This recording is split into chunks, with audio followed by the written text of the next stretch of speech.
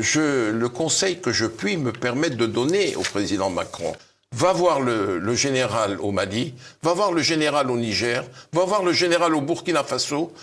Du choc des idées naîtra la vérité, n'est-ce pas? Et discute avec eux. Le président Macron gagnerait à aller discuter en tête-à-tête avec ces chefs-là. Et à ceux qui arriveront après lui, dans 2 ans, c'est de renouer avec ses pouvoirs militaires, d'essayer de regagner l'influence qu'on avait auprès des populations africaines, composées à majorité de jeunes.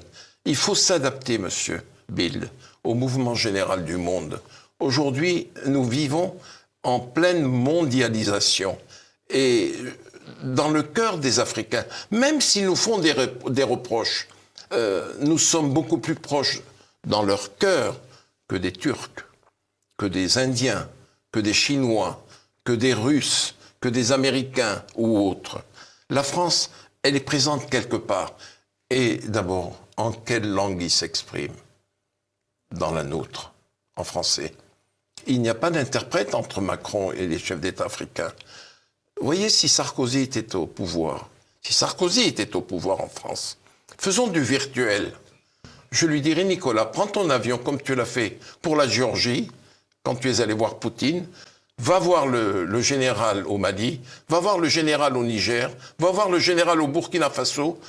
Du choc des idées naîtra la vérité, n'est-ce pas? Et discute avec eux.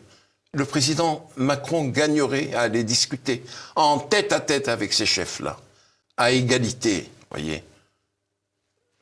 Message transmis, vous savez qu'il écoute peu les conseils. Non, mais... Robert Borély,